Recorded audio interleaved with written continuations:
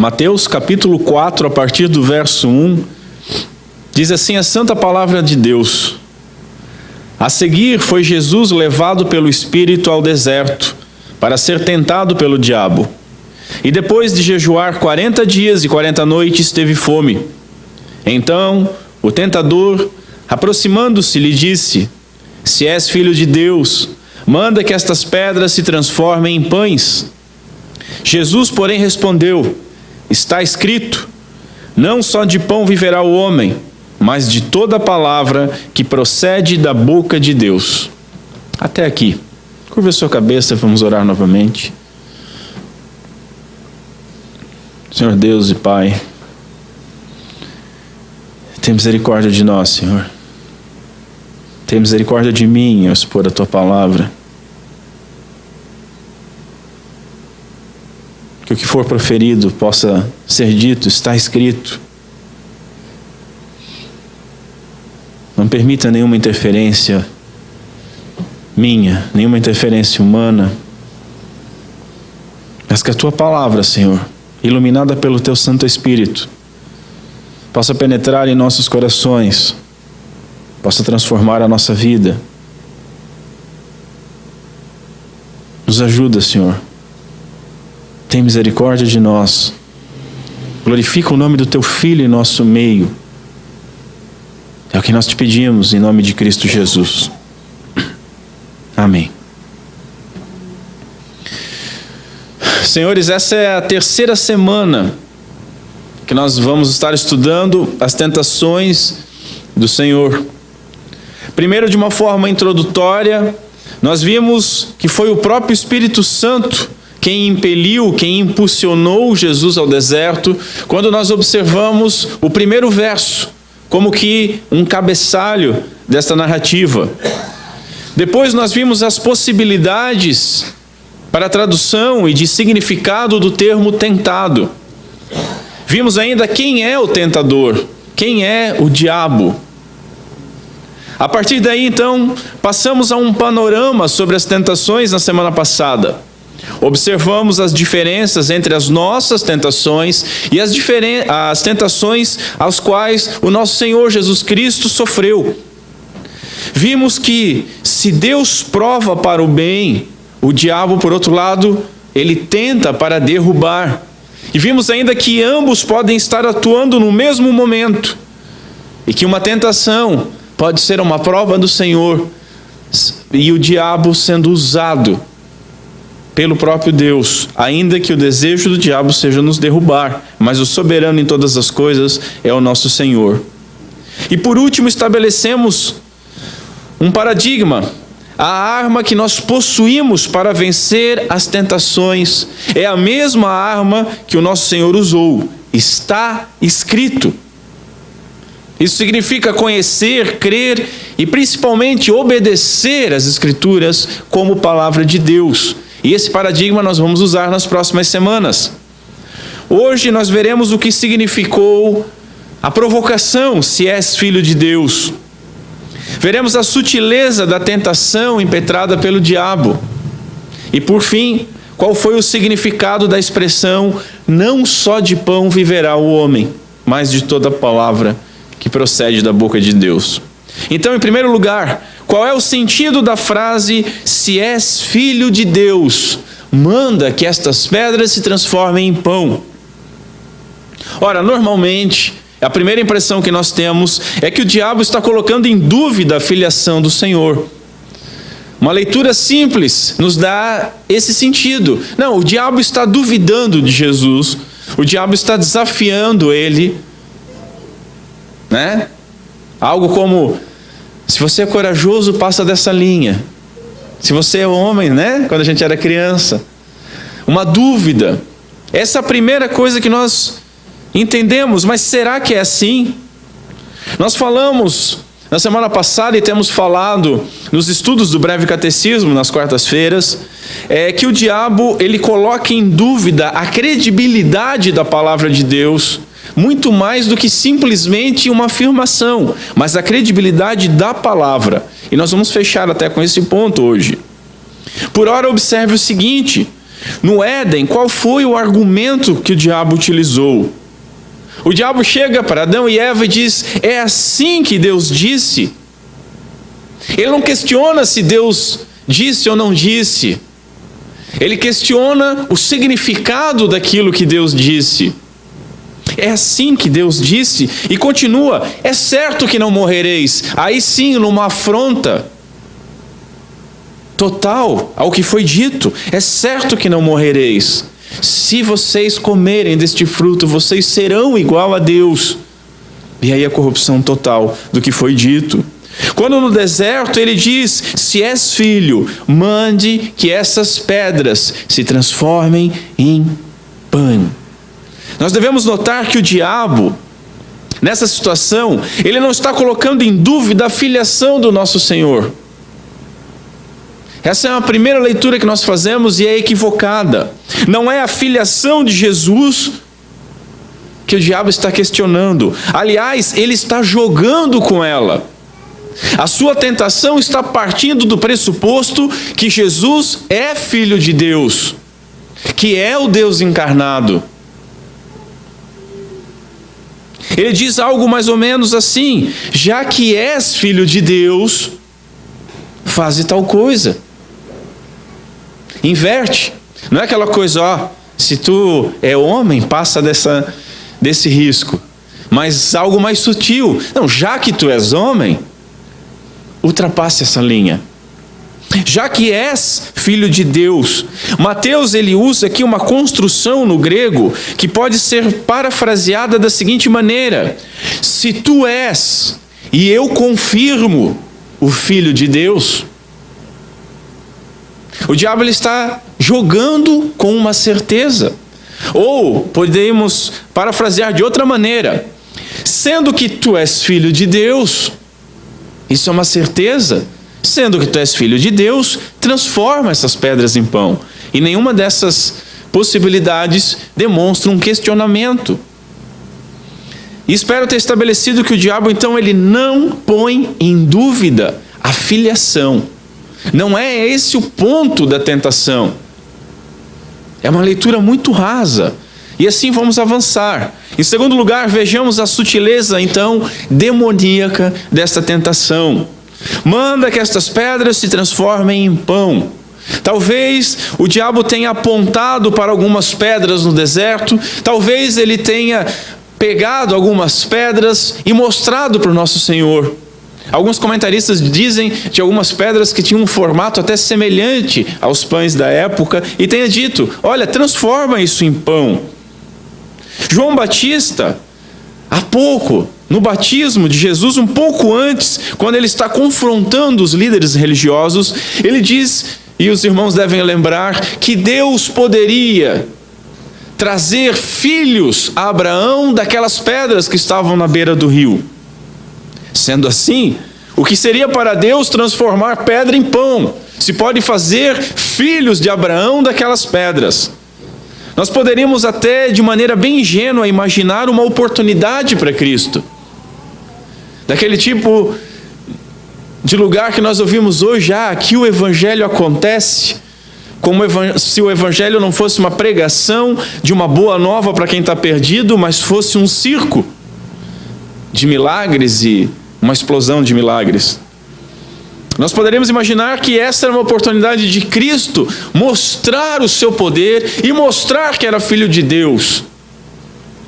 Já que és filho de Deus, manda que se transformem. Não, eu sou sim. Veja, senhores, Satanás não está negando que Jesus seja o Filho de Deus, isso tem que estar bem claro. Mas, sutilmente, ele convida o nosso Senhor a refletir sobre o significado disso. E aí é que o negócio fica pesado. Já que és filho de Deus, há um convite para o nosso Senhor pensar no significado disso. Se és o Filho de Deus vivo, Ele tem tanto o direito quanto o poder de satisfazer as suas próprias necessidades. Já que és filho do Deus vivo, do Deus Todo-Poderoso, já que és Deus encarnado, Você tem direito de satisfazer as tuas necessidades. E mais, tu tem o poder. Eu não estou lançando aqui um desafio muito grande. Estão caminhando comigo? Satanás está desafiando Jesus como Filho de Deus. Mas está desafiando Jesus como Filho de Deus a agir como Deus. Notem a sutileza. Demonstre que és o Filho de Deus. Haja como um filho de Deus. Haja como um Deus deve agir. Compreendem a sutileza, a vileza, a profunda brutalidade demoníaca dessa tentação? Aquele que veio ser o servo sofredor. O Pai acabara de afirmar no batismo: este é o meu filho amado. Jesus sabe disso, o diabo também sabe disso. Portanto, ele não perde tempo questionando a verdade, mas ele vai falar a respeito do uso desta verdade. Já que és filho de Deus, haja como um filho de Deus. Sendo Jesus o filho amado, ele deve então depender totalmente do Pai e deve obedecer àquele que diz que não só este é o meu filho amado, como o meu prazer está nele. Nosso Senhor deve obedecê-lo. E é justo aqui, nessa obediência, que o diabo está atacando. Você é filho de Deus. Você é Deus. Senhores, eu espero que os senhores estejam entendendo isso. Muitas vezes o diabo chega para nós, não questionando se nós somos cristãos ou não, mas dizendo: vocês são cristãos, vocês são filhos de Deus. Aí vem um monte de boca maligna nas sinagogas de Satanás que se chamam de igreja hoje em dia, dizendo que você tem que comer do melhor da terra, que você foi feito por cabeça, e vamos pervertendo versículos, que você tem o direito. Uma vez discutindo com um jovem a respeito do sofrimento, da vida cristã, ele me saiu com uma: mas Jesus disse que nós temos que ter vida em abundância, e se é para ser pobre, isso não me interessa. Diácono de igreja. Eu disse: você está bem, sua liderança está bem, está tudo certo, vai por esse caminho, jovem. É justo aqui que o diabo ataca. Você é Deus. Não é: será que você é Deus? Olha, eu acho que você não é filho de Deus. Se você é filho de Deus, me prova para eu entender. Não, você é Deus. Você é filho de Deus. Portanto, não dependa do Pai. É isso que o diabo está dizendo. Não espere nele. Não confie nele. Você pode fazer, você pode agir sozinho, você pode satisfazer a sua necessidade. Ele te deixou com fome aqui nesse tempo. As nossas breves e momentâneas tribulações nos fazem questionar a nossa filiação. Por que eu estou passando tal coisa? Naquilo que Adão e Eva não creram, Jesus creu. Naquilo que o povo judeu não creu quando peregrinou pelo deserto, Jesus creu. Ele confiou todas as suas necessidades obedientemente ao Pai. Eu dependo do Pai. Eu vou ser obediente ao Pai. E talvez pode ser meio fácil nós vermos isso hoje, numa agradável manhã, depois de tomarmos o nosso café da manhã bem gostoso, estarmos sentados em confortáveis cadeiras, talvez quem está assistindo sentado no sofá. Mas considere duas coisas dessa narrativa. Primeira coisa que nós devemos considerar: Jesus está faminto. Jesus é 100% homem perfeito. Ele é, como diz o Concílio de Calcedônia, vera homo, vera Deo. verdadeiramente homem, 100% homem, e verdadeiramente Deus, 100% Deus, e homem perfeito, sente fome. Como ele sentiu? Jesus está 40 dias e 40 noites em jejum. Como nós vimos, sem dúvida alguma, um jejum completo de alimento sólido. Provavelmente algum líquido ele tomou, mas um jejum total de alimento sólido. Nesse momento, com fome, nesse momento de extrema vulnerabilidade do nosso Senhor, é que o diabo tenta Jesus. Cristo, senhores, ele foi tentado realmente, não foi uma brincadeira, não foi uma palavra ao vento, foi uma tentação real e brutal. Entre os sofrimentos do nosso Senhor, como Hebreus deixa bem claro, estava as tentações. Ele sofreu isso.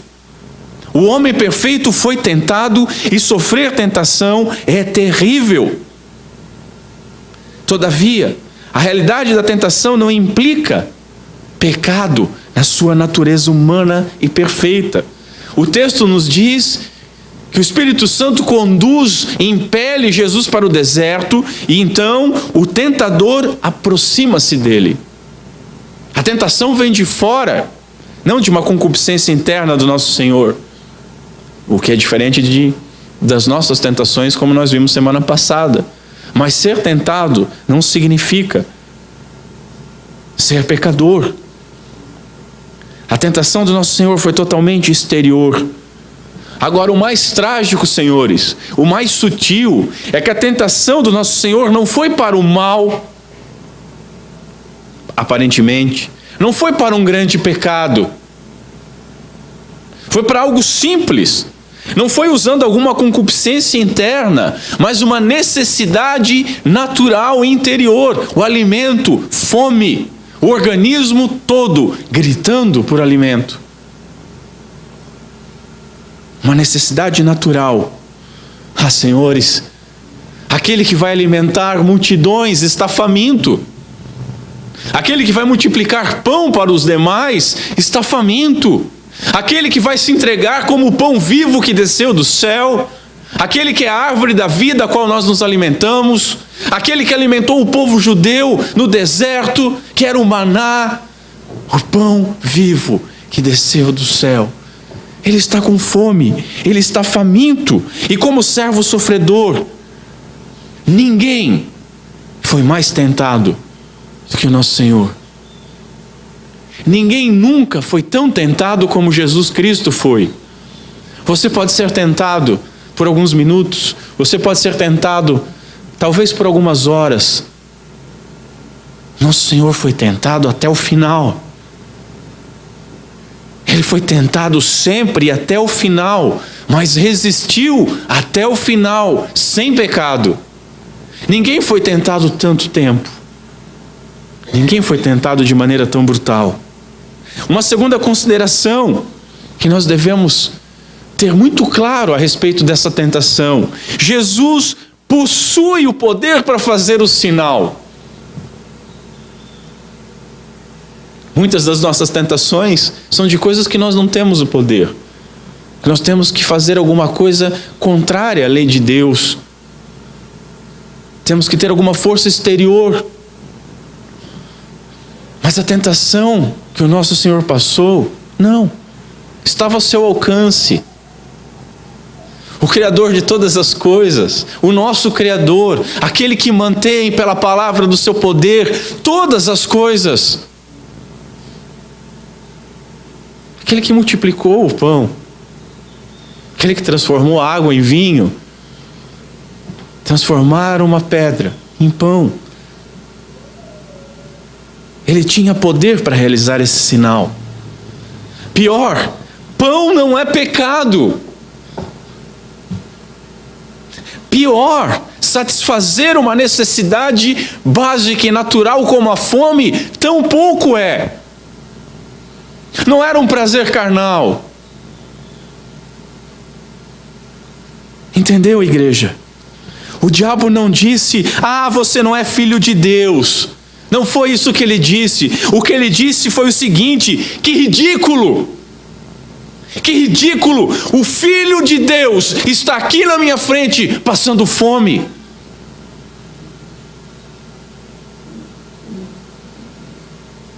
Foi uma tentação para usar a sua filiação de forma inconsistente com a missão que o Pai lhe deu, uma missão ordenada por Deus. A tentação, portanto, consistia em o Senhor usar o seu poder para suprir as suas necessidades, quando a sua missão era socorrer os demais. Quando a sua missão era obedecer a palavra de Deus, era glorificar o nome de Deus, era apontar para o Pai. Afinal de contas, quem via Cristo, via o Pai. O diabo está sugerindo que Jesus interrompa o seu jejum, que é o que parece, o que dá para entender, for ordenado pelo próprio Pai, através do Espírito Santo de Deus. O que o diabo está sugerindo é que Jesus não dependa do Pai para suprir e satisfazer as suas necessidades. Que como Deus que ele se imponha como tal.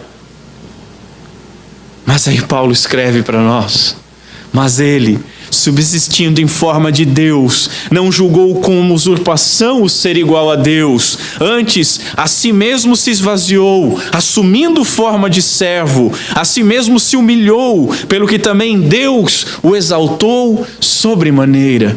Filipenses 2, a partir do verso 6. Que glorioso! Jesus venceu. Obedecer ao diabo sempre é desobedecer a Deus, ainda que tenha uma aparência de estar sendo algo correto. Obedecer ao diabo é desobedecer a Deus.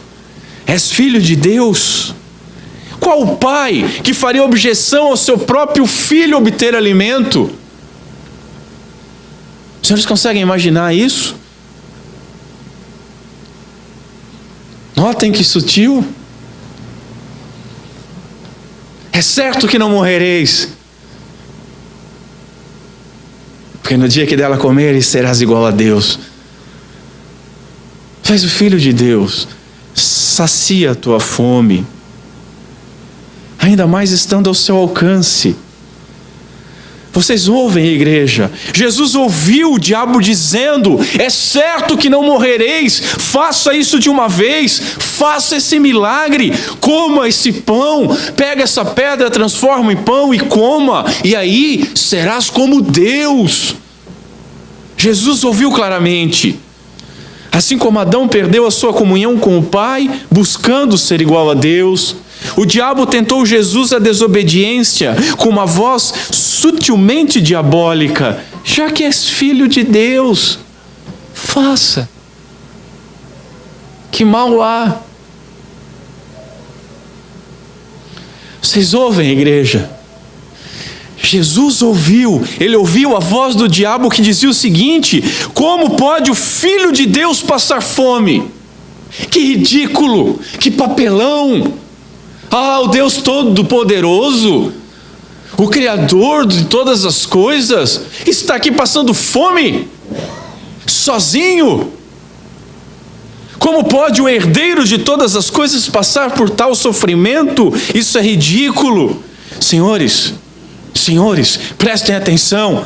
A nossa tentação correspondente é a escolha do conforto, é a escolha do humanismo, é a escolha dos prazeres carnais, é escolher o pão e não escolher a vida. É escolher o pão que o mundo pode nos dar e não o pão da vida. O diabo nos tenta constantemente. E ele nos tenta perguntando: você tem de viver, não tem?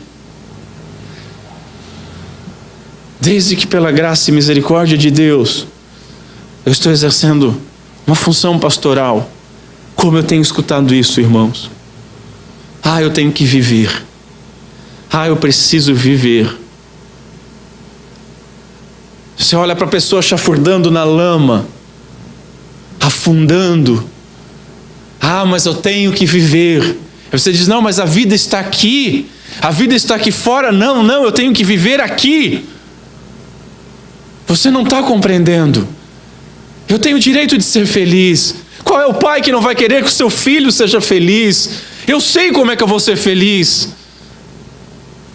Você tem de viver, não tem? Diz o diabo. E ele continua nos dizendo: largue esse homem, largue essa mulher. Você é filho de Deus, você tem direito a ser feliz. Esse casamento é uma porcaria. Esse homem não te merece, essa mulher não te merece. Acaba com isso, vá ser feliz. Você é filho de Deus. Não perca tempo lendo a Bíblia. Você é filho de Deus. Você já vai numa igreja, o pastor diz tudo o que você precisa ouvir. Nunca vá à Bíblia ver se o que aquele cara está falando é verdade. Ele também é filho de Deus. Você trabalha de segunda a sexta, alguns de segunda a sábado. Você está cansado. Você é filho de Deus. Não perca o seu domingo indo a uma igreja. Não perca o seu domingo com aqueles atos religiosos. Descanse, durma, divirta-se. Deus não é o seu pai? Ele vai entender. Ele vai entender que você está cansado. Ele vai entender que você precisa se divertir, que a vida é muito estressante. Ele vai entender que você tem que dar atenção para a família, tirando a família de dentro da igreja.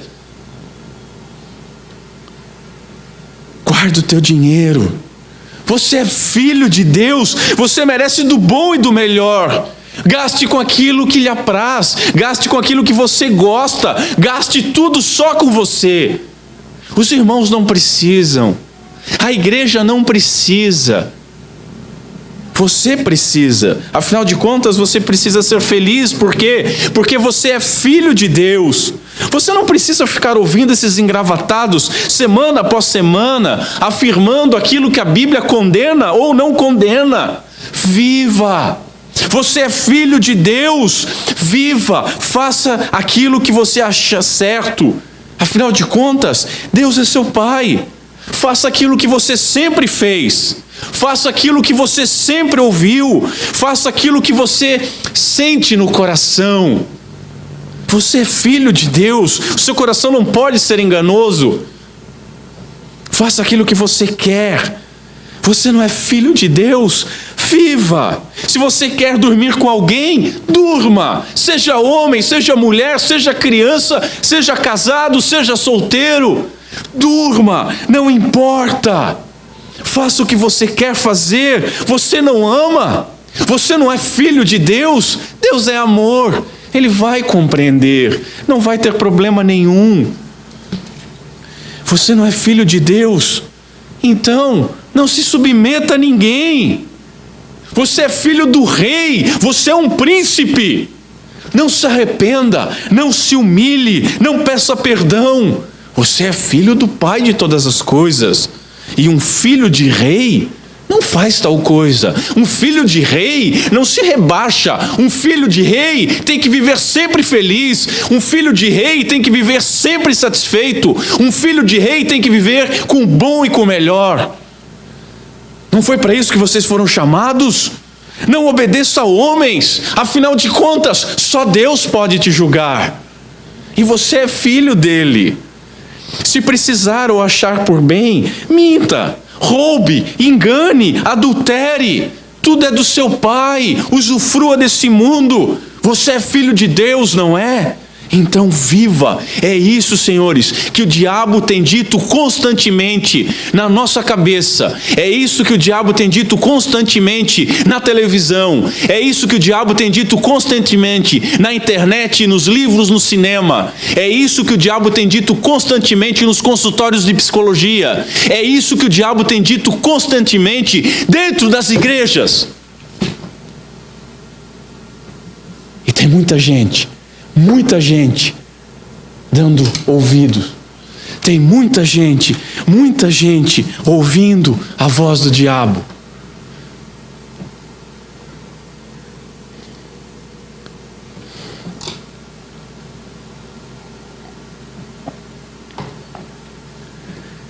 Em terceiro lugar, a resposta de Cristo: está escrito. Está escrito. O tempo do verbo aqui é um perfeito passivo indicativo. Tá? O que significa isso? É algo como a Escritura diz, foi escrito, permanece escrito e ainda está em vigor. Está escrito. É isso que conduz a minha vida. Está escrito. Para o leitor judeu não havia dúvida alguma. Está escrito. É a Bíblia. Como vimos semana passada, Jesus, o verbo da vida, a palavra encarnada, honrou a palavra de Deus, assim como o próprio Pai fizera no seu batismo. O Pai, quando fala no batismo, cita as Escrituras. Jesus, quando vai ser confrontado pelo diabo, faz o quê? Cita as Escrituras. Ele não amarrou, ele não tripudiou, ele não determinou absolutamente nada. Antes, ele apelou para o que já havia sido revelado como lei, como que uma arma poderosa contra todas as mais brutais e terríveis e sutis tentações do diabo. Como nós vimos, e esse será um outro paradigma que nós vamos seguir até o final dessa narrativa, Jesus ele não cita aqui uma profecia, ele não cita aqui alguma alusão tipológica, ele não faz isso. O uso do Antigo Testamento que Jesus fez foi como um apoio de reprovação a certos tipos de ações ou apoio a certos tipos de reações e comportamentos. Ou seja, um caminho a obedecer e um limite a frear. Está escrito, isso não pode, então não pode é não. Está escrito, faça, então eu faço. Jesus citou um texto enfatizando a sua humanidade. Que glorioso. Não só de pão viverá o homem. Ele poderia citar outros textos, mas ele cita um enfatizando a sua humanidade. Não só de pão viverá o homem. Isso é significativo, isso é gracioso para nós. Por quê? Porque é nessa condição que nós podemos responder ao diabo. Como homens. Nenhum de nós tem asinhas. Nenhum de nós somos ungidões de Deus, subidor de monte ou qualquer outra bobagem. Nós respondemos como homens, e como homens devemos dizer, está escrito. E como homens devemos sentir, e nós vamos ver isso, e dizer, não só de pão viverá o homem, mas de toda a palavra que procede da boca de Deus. Porque é a mesma coisa que Jesus fez. Ele respondeu como homem e respondeu biblicamente. As duas coisas estão ao nosso alcance, senhores. Naturalmente nós somos homens. E biblicamente nós temos a Escritura. Nossa força vem do Senhor, que nos sustenta e nos preserva. A nossa arma e confiança está na palavra. Por isso, brademos, está escrito. Pois em quarto lugar, não só de pão viverá o homem, mas de toda a palavra que procede da boca de Deus. O desafio do diabo era provocar Jesus a uma ação indisposta à obediência que a sua condição de filho exigia. A condição de filho de Deus exigia uma obediência do nosso Senhor Jesus Cristo. Você é filho de Deus? Agora estou perguntando para a igreja. Espero que sim. E se você é filho de Deus, há uma condição de exigência, obediência.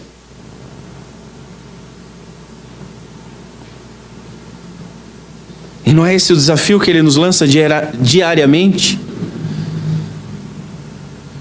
Diariamente. Nós somos tentados à desobediência, sob todas as formas.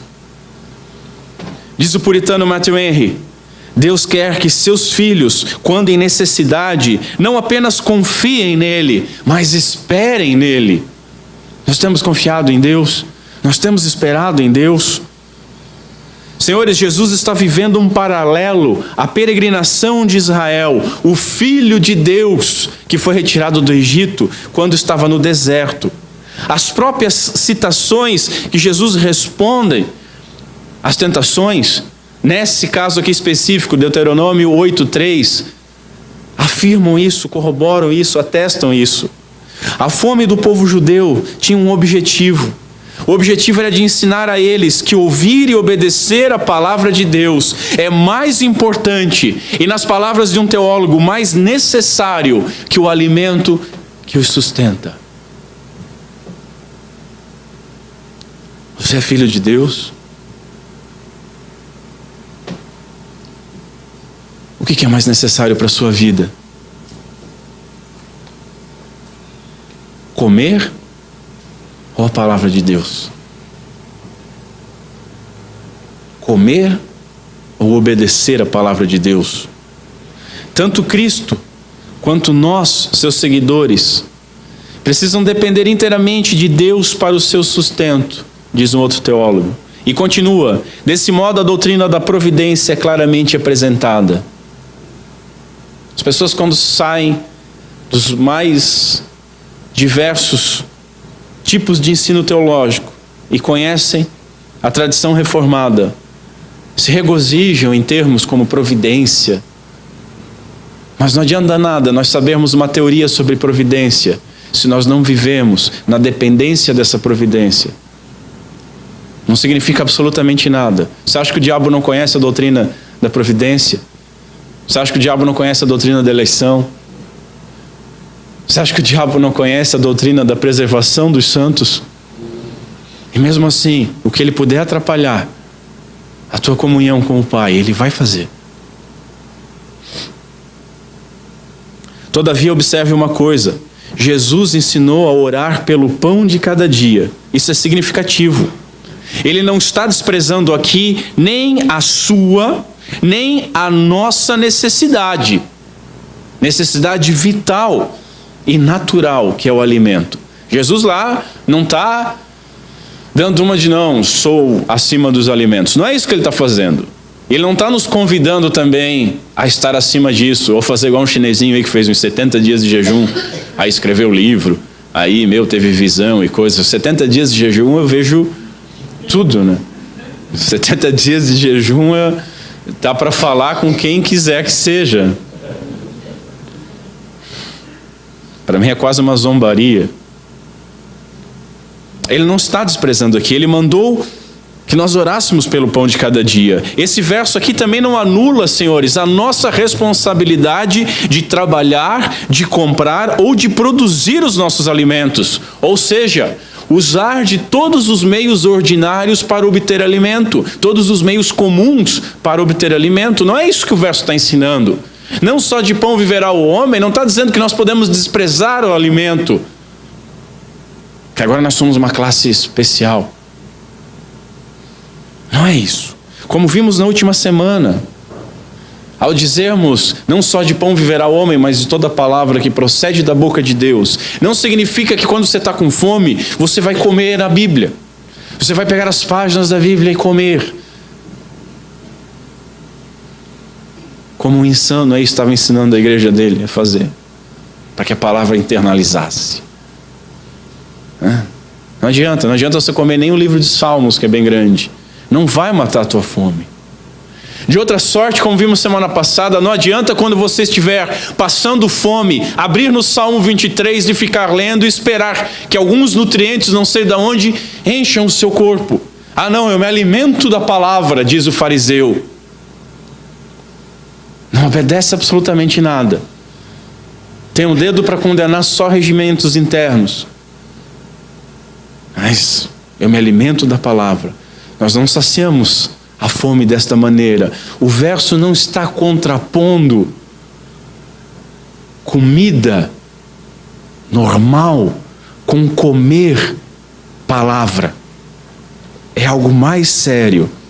O que Cristo está ensinando aqui é que o alimento não é a coisa mais importante da vida, ainda que seja importante.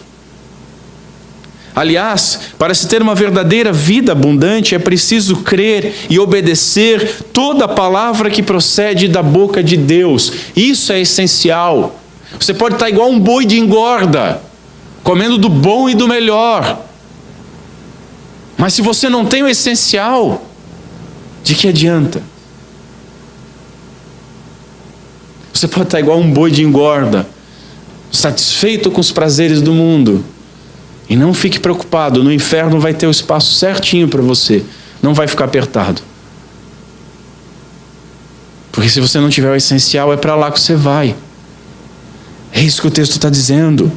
Toda palavra é simplesmente toda palavra. Não é você escolher alguma coisa aqui dentro. Como Agostinho dizia, você não pode escolher o que você quer aqui. Senão quem é Deus é você escolhendo o que é Bíblia e o que não é Bíblia. É toda a palavra. Devemos conhecer. Devemos crer naquilo que conhecemos. E devemos obedecer aquilo que cremos e conhecemos. De tal maneira que nós devemos conhecer, crer e obedecer exatamente tudo que Deus diz.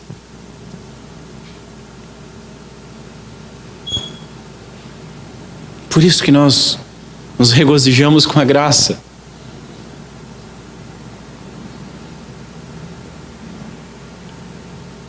Ah, se não fosse a graça. Primeiro mandamento, amar o Senhor teu Deus com toda a tua força, com todo o teu entendimento. Quem faz? Nunca conheci nenhum homem. Como diz Calvino, não há mandamento mais difícil. À luz desse primeiro mandamento, todos os outros são nada. Por isso eu afirmo para os irmãos, para dar uma paradinha. Ah, se não fosse a graça. Aí as pessoas de fora olham, vocês são boçais, orgulhosos. Não. Nós sabemos muito bem quem nós somos. Que nós não conseguimos obedecer. Mas a graça nos sustenta. E ela nos sustenta não para nós vivermos como nós queremos, mas para usarmos todas as nossas forças, toda a nossa energia para obedecer, para a glória de Deus. Fomos eleitos, chamados para a santificação e não para uma vida como nós queremos. Devemos conhecer, crer e obedecer tudo que Deus diz, toda a palavra de Deus, toda a palavra que procede da boca de Deus. Errais, pois não conheceis as Escrituras, nos diz o nosso Senhor. O que eu estou fazendo de errado? Às vezes as pessoas falam. A resposta é simples. Errais porque não conheceis as Escrituras. Porque se conhecesse a Escritura, você poderia dizer diante das vicissitudes da vida, está escrito. Só que é isso que nosso Senhor Jesus disse, tem que ser somado com aquilo que Tiago escreve. Não devemos ser apenas ouvintes, mas praticantes da palavra. Os dois estão unidos. Por que nós caímos do cavalo? Porque não conhecemos as Escrituras. Mas eu conheço, mas não pratica. Está unido. Conhecer, crer e obedecer. Toda palavra que procede da boca de Deus é o padrão da vida cristã, nos diz o Franklin Ferreira. Calvino chamava a palavra de Deus de Vox Dei. Vox Dei é a voz de Deus, e sendo voz de Deus, portanto, nós devemos ler, devemos ouvir, devemos obedecer a palavra como ouvida direto dos lábios do Senhor. Na liturgia do nosso culto, ao invés de ter dança, teatro, aquela embromação, nós temos textos bíblicos. Não tem problema se eu chegar atrasado, porque eu quero só ler lá umas passagens bíblicas.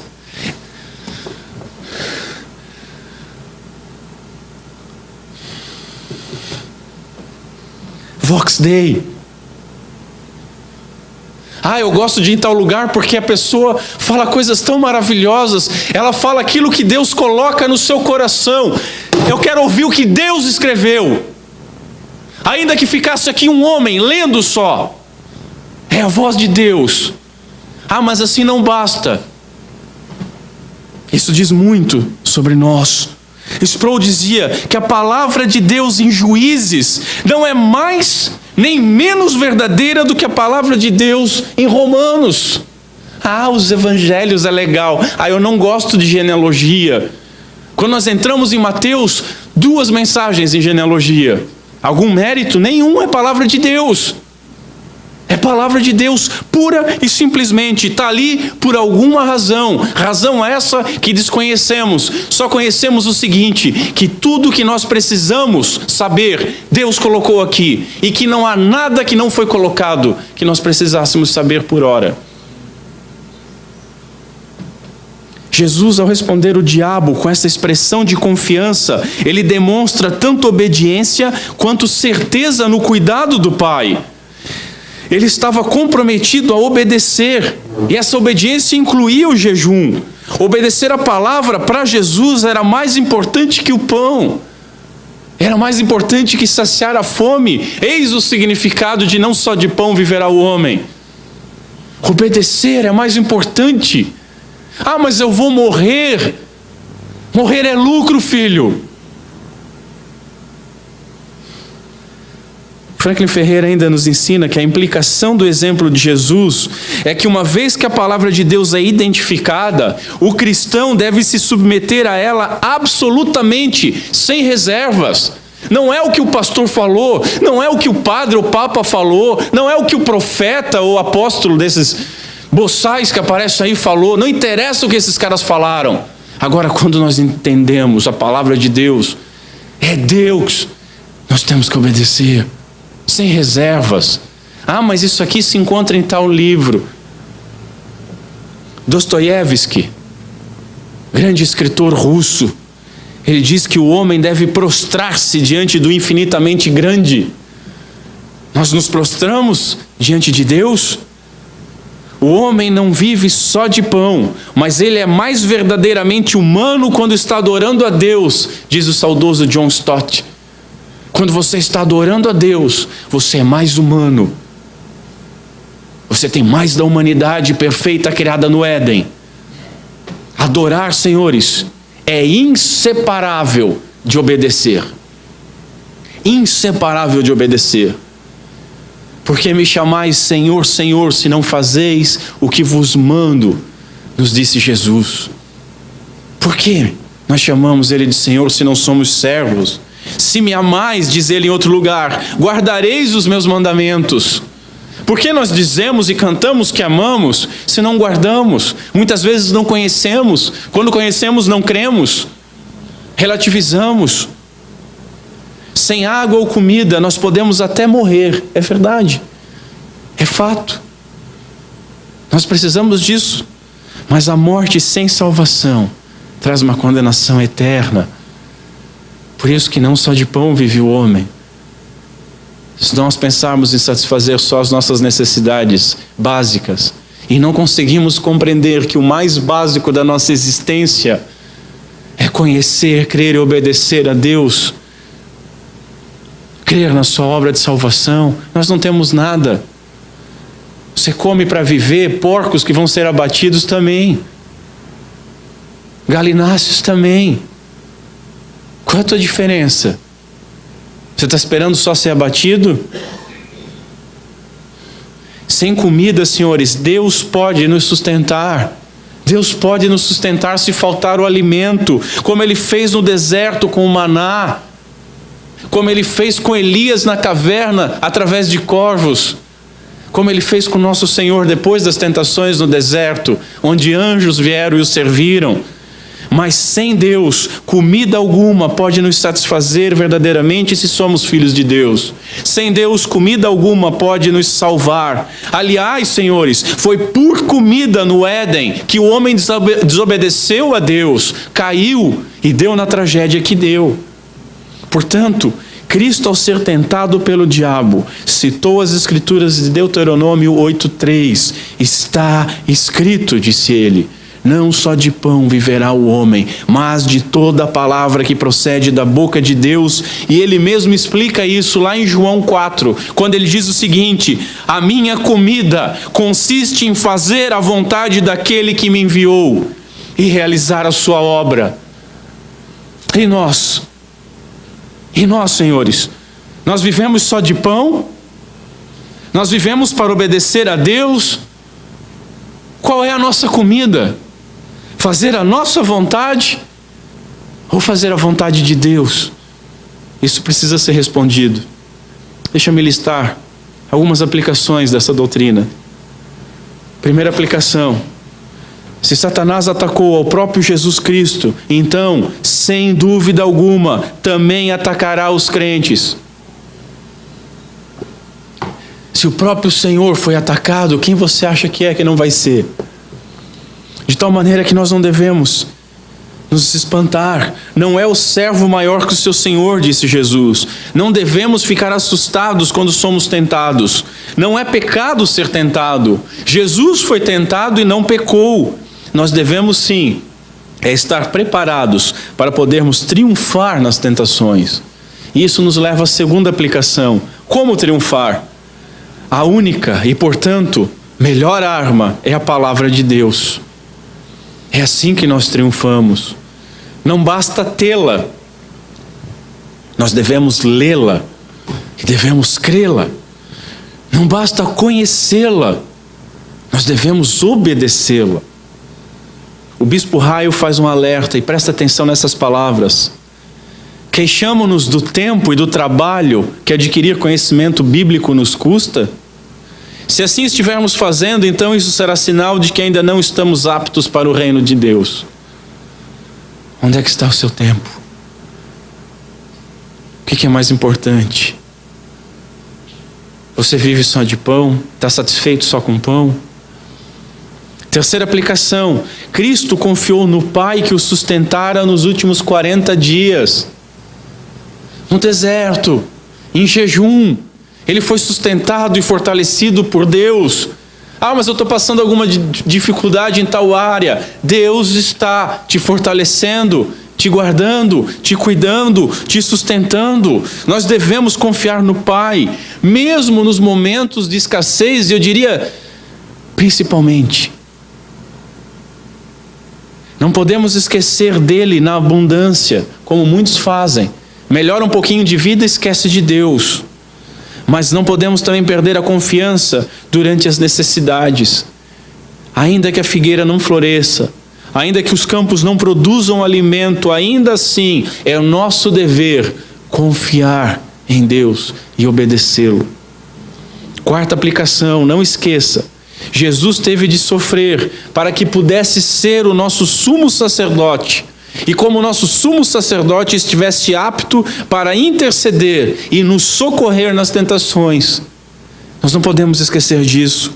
Portanto, senhores, resista. Resista. Está vivendo algum período de tentação? Resista.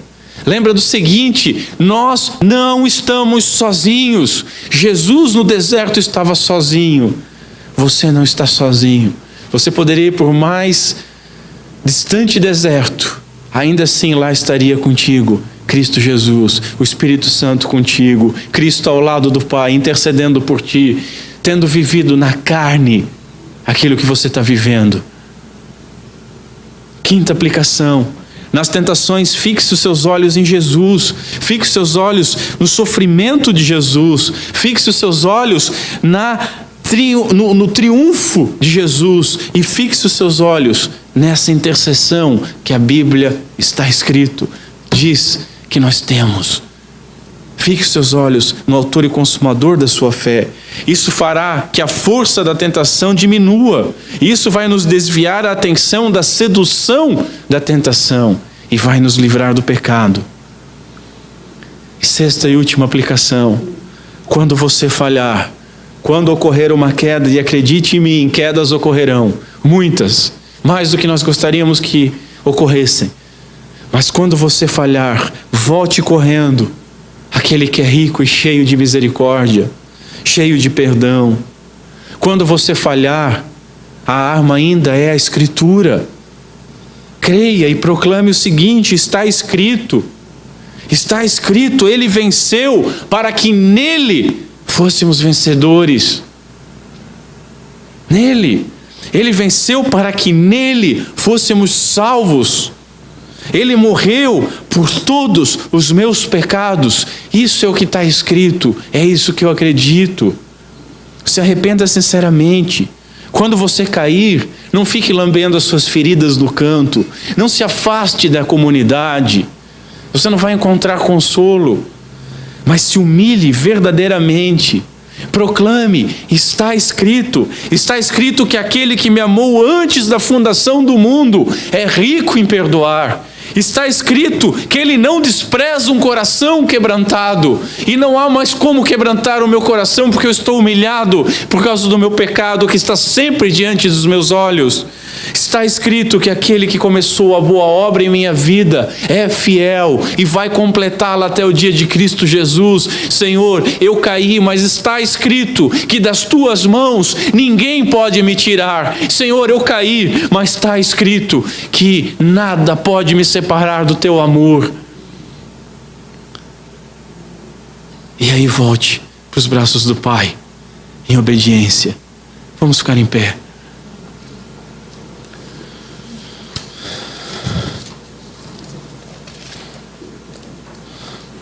Curva a sua cabeça. Ó Senhor Deus, nosso Pai, obrigado pela Tua palavra. Obrigado pelo Teu amor. Obrigado por Cristo Jesus.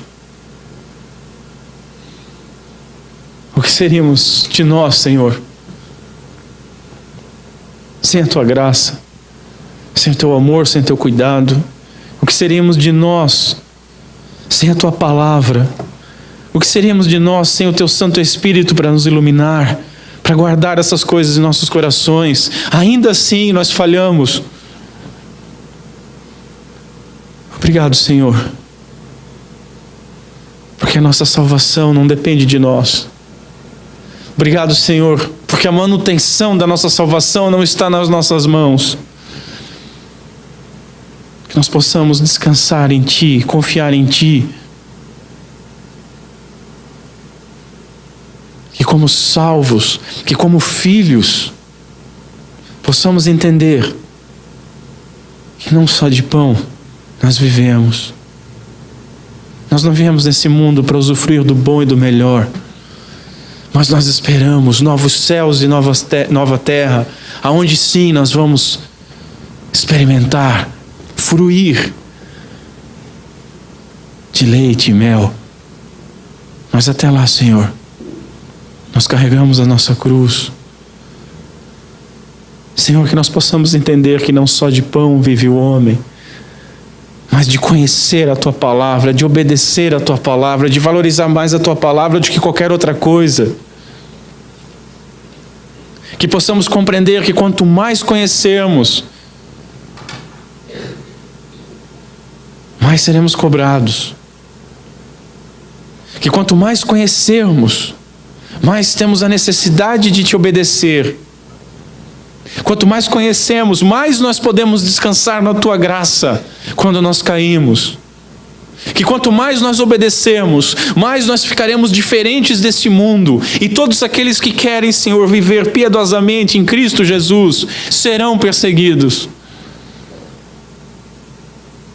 Que quando o mundo se levantar, que quando o diabo se levantar, que quando os falsos crentes se levantarem, que quando a nossa carne se levantar, nós possamos dizer: Senhor, está escrito.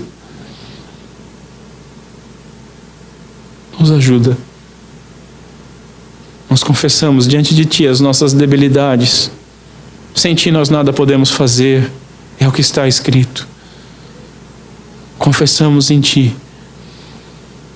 Em Ti está a nossa força, a nossa fé, a nossa vida. Dependemos de Ti. Nos ajuda. Glorifica o nome do Teu Filho em nossa vida. É o que nós Te pedimos em nome de Cristo Jesus.